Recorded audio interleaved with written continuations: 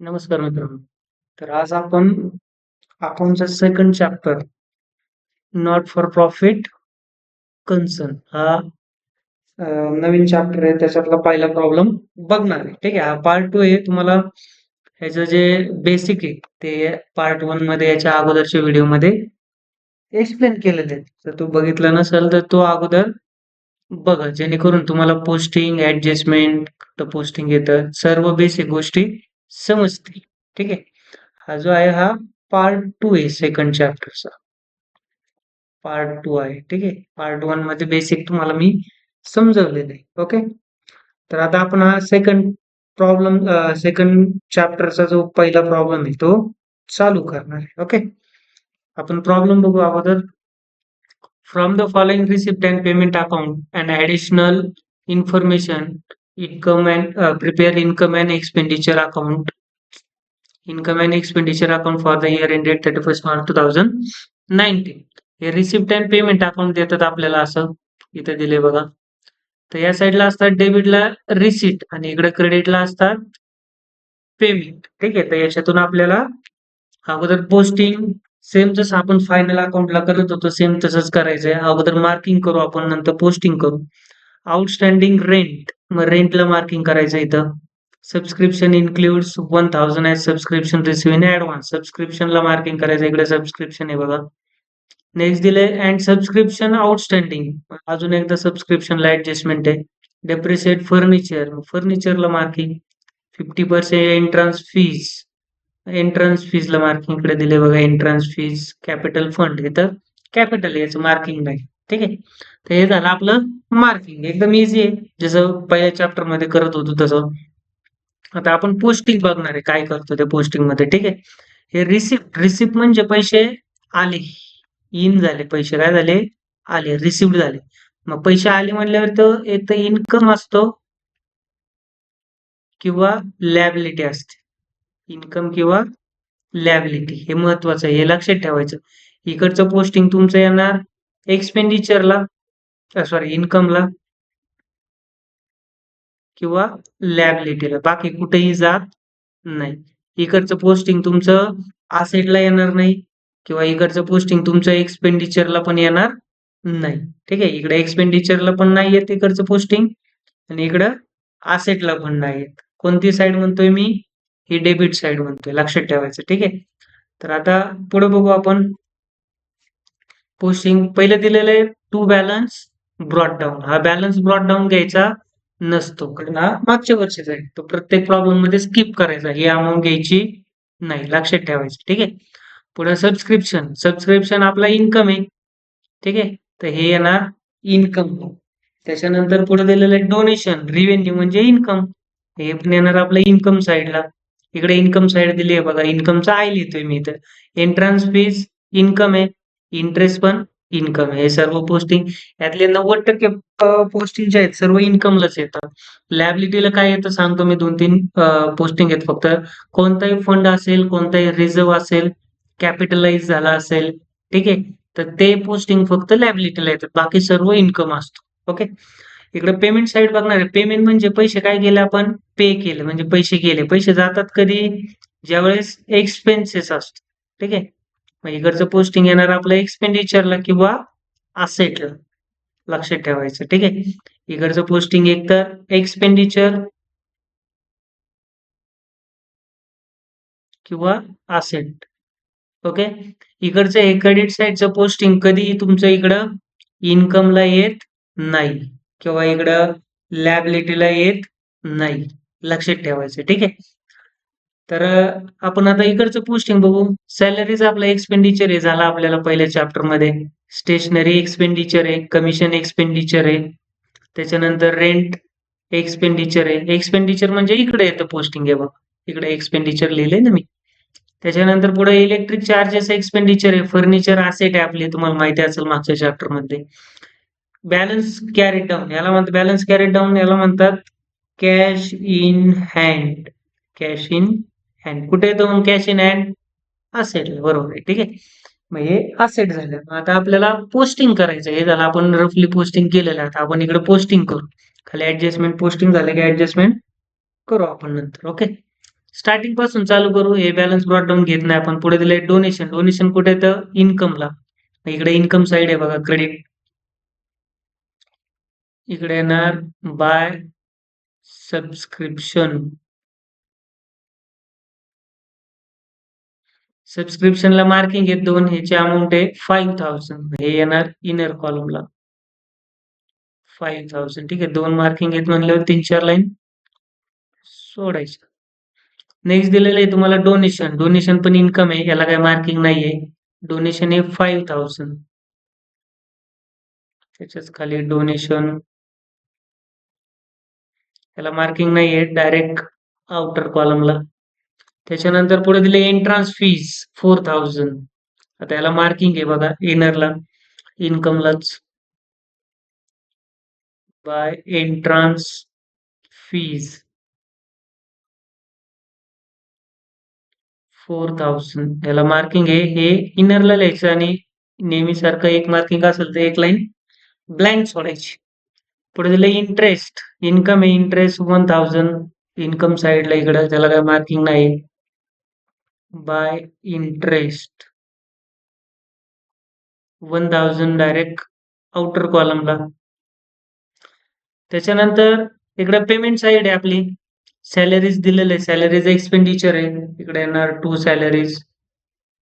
डेबिटला लिहिताना 2 लिहायचं असतं. क्रेडिटला लिहिताना बाय लिहायचं असतं अगोदर असं. ठीक आहे. सॅलरीज 4000. याला काही मार्किंग वगैरे नाहीये. Direct outer कॉलमला. ओके. त्याच्यानंतर पुढे प्रिंटिंग अँड स्टेशनरी 1000. याला पण मार्किंग नाही. एक्सपेंडिचर येतो. To printing and stationery.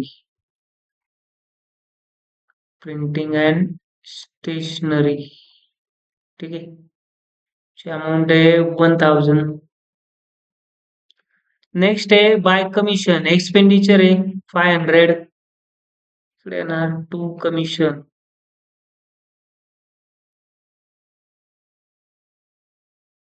500 direct outer call. पुढे रेंट मार्किंग याला 2000. इनरला एक्सपेंडिचर आहे रेंट पण. टू रेंट 2000 मार्किंग असल्यामुळं इनर कॉलमला. त्याच्यानंतर पुढं इलेक्ट्रिक चार्जेस एक्सपेंडिचर आहे 1500.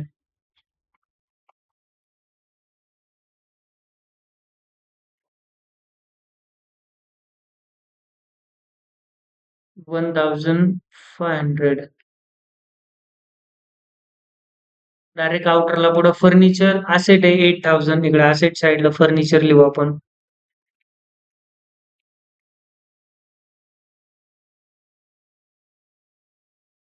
त्याच्यानंतर मार्किंग होती त्याला. ठीक आहे. म्हणून इनरला लिहिलं आपण एक लाईन ब्लँक. पुढं बॅलन्स कॅरेट डाऊन म्हणजे कॅश इन हँड असेट आहे. तर इकडे असेटला लिहू आपण कॅश इन हँड.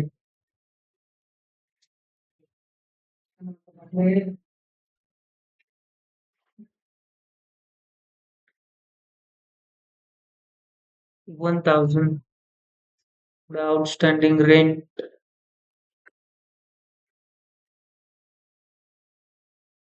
पहिली ऍडजस्टमेंट आहे आउटस्टँडिंग रेंट. आउटस्टँडिंग ऍड करतो आपण.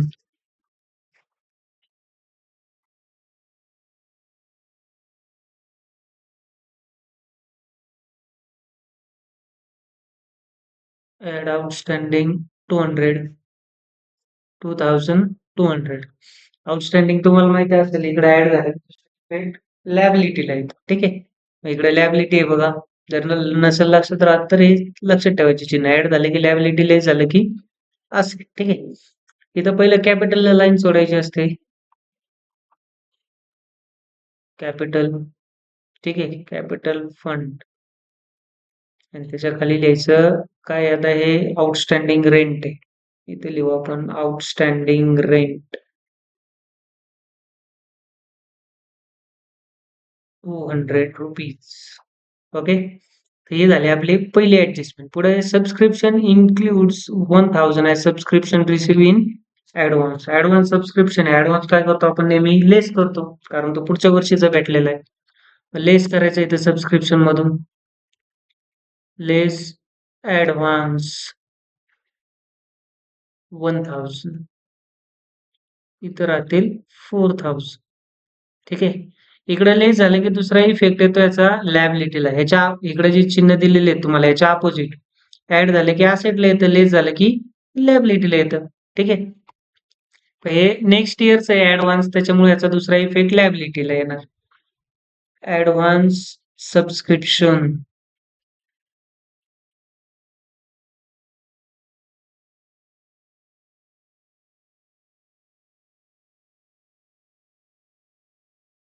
ठीक आहे. त्याच्यानंतर पुढे and subscription outstanding for current year 500.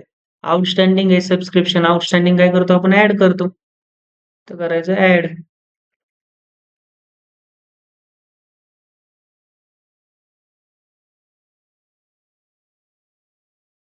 4500 रुपये. ओके. इकडे ऍड झाले की दुसरा इफेक्ट येतो असेटला. इन्कम वाढलं म्हणजे येणं वाढलं. दुसरा इफेक्ट येतो इथं आउटस्टँडिंग सबस्क्रिप्शन.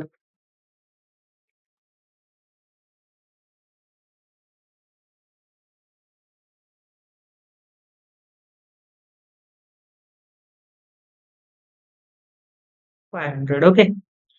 हे झाली आपली सेकंड ऍडजस्टमेंट. नंतर आहे depreciate furniture at 8% per annum. Depreciation झालं म्हणजे त्याची व्हॅल्यू कमी झाली, लेस करायचं डेप्रिसिएशन. तर फर्निचर आहे लेस डेप्रिसिएशन ऍट 8%. त्याच्यावर 8% येणार, असे पर्सेंटेज काढायचे. 8000 into 8 divide by 100. 2 zero cut झाले. 8 8 जा 64 आणि 0 640. ठीक आहे. मायनस करायचं 7360. ओके. त्याच्यानंतर दुसरा इफेक्ट, आता इकडे असेट कमी झाली आपली, लॉस आहे. लॉस झाले की दुसरा इफेक्ट येतो इकडे एक्सपेंडिचरला नेहमीसारखं. जसं आपलं फायनल अकाउंटला होतं सेम तसंच. तिथं प्रॉफिट अँड लॉस अकाउंटची डेबिट होती, इथं फक्त एक्सपेंडिचर दिले. ठीक आहे. To depreciation on furniture. Depreciation on furniture 640. Okay. हे झाले तिसरे ऍडजस्टमेंट. पुढे दिलंय 50% entrance fees should be capitalize. हे कॅपिटलाइजचं लक्षात ठेवा, हे तुम्हाला प्रत्येक प्रॉब्लेम मध्ये येणार. ठीक आहे. त्याच्यामुळे हे ऍडजस्टमेंट करूनच ठेवा तुम्ही. प्रत्येक प्रॉब्लेम मध्ये येते कॅपिटलाइज. कॅपिटलाइज काय असतं तुम्हाला सांगतो. 50% एंट्रन्स फीज कॅपिटलाइज म्हणजे ही जी एंट्रन्स फीज आहे 4000, याच्यातली 50% आपण कॅपिटलाइज केली. कॅपिटलाइज कशासाठी करतो, समजा संस्थेला पैसे भेटले. ठीक आहे. तर ती संस्था काय करते, त्याच्यातून बिल्डिंग घेते, गाडी घेते किंवा जमीन घेते. ठीक आहे. अशा कामासाठी ते असेट घेते कोणती. तर ते असेट घेतले की त्याला म्हणतात पैसे काय झाले, कॅपिटलाइज झाले. ओके. कॅपिटलाइज झालं म्हणजे काय, हे इथले जे पैसे आहेत हे कुठं वापरले आपण, कॅपिटल मध्ये वापरले. मग इथून ते लेस होणार आणि इकडे कॅपिटल फंड मध्ये ऍड होणार. मग आता इथे लेस करायचं. लेस 50% कॅपिटलाइज. 50% म्हणजे 2000 येणार अर्धे याच्यात. तर 2000 मायनस केल्यानंतर आउटरला राहणार 2000. सेकंड इफेक्ट इकडे कॅपिटल फंड मध्ये ऍड करायचं. Add 50% entrance fees. Entrance fees capitalize. ठीक आहे. 2000. ओके. त्याच्यानंतर पुढची ऍडजस्टमेंट आहे आपली कॅपिटल फंड वॉज 3000. इथं कॅपिटल फंड आहे बघा, लॅबिलिटीला येतं तुम्हाला माहितीच असेल. ठीक आहे. 3000 प्लस 2000 हे झाले 5000. हे इनरलेस ठेवायचं कारण याच्यात net profit loss plus minus करायचं असतं. ओके. तर हे झालं आपलं पोस्टिंग आणि सर्व ऍडजस्टमेंट. आता आपल्याला टॅली करायचं, टोटल करायची याची. टोटल करू आपण आता. ठीक आहे. 4000 इकडे दिलंय, 4 प्लस 5 9 10 12500. इकडची टोटल आली 12500. इकडची टोटल करायची 4 प्लस 1 5 7 8 9 9840 9840 आपण चेक करू पुन्हा एकदा.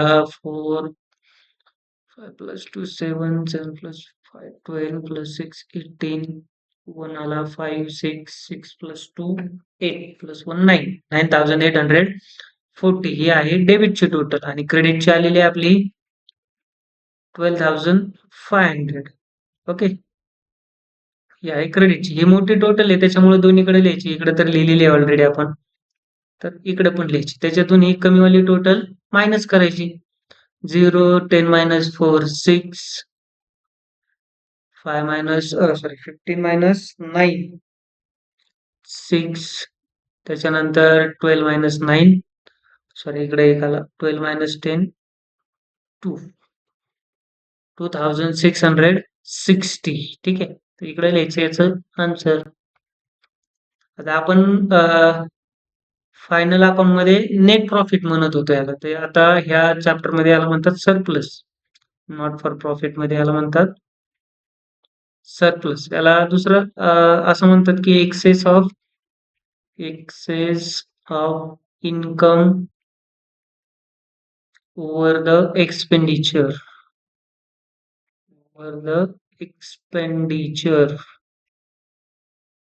ओके, म्हणजे इन्कम जास्त आहे एक्सपेंडिचर पेक्षा. ठीक आहे, हा जो आलेला आहे बॅलन्स त्याला म्हणतात सरप्लस. बॅलन्सिंग अमाऊंट आहे, याच्यातून हे मायनस करून आलेलं आहे. आता हा जो सरप्लस प्रॉफिट काय करतो आपण कॅपिटल मध्ये ऍड करतो. सेम फायनल अकाउंट सारखं तसंच हा सरप्लस पण ऍड करायचा. Add surplus 2660. आउटरला येणार 7660. त्याच्यानंतर बॅलन्स शीट टॅली करायची, टोटल करायची याची. Okay, 7 plus 1 8860. इकडची टोटल करायची 8607 आणि प्लस 8 8860. हे झालं आपलं बॅलन्स शीट टॅली. ठीक आहे, तर हा असा प्रॉब्लेम होता जो फायनल अकाउंट पेक्षा सोपा आहे. ठीक आहे, म्हणजे एवढा अवघड नाही. ते जर तुम्हाला समजलं असेल तर हे पण समजून जाईल. धन्यवाद.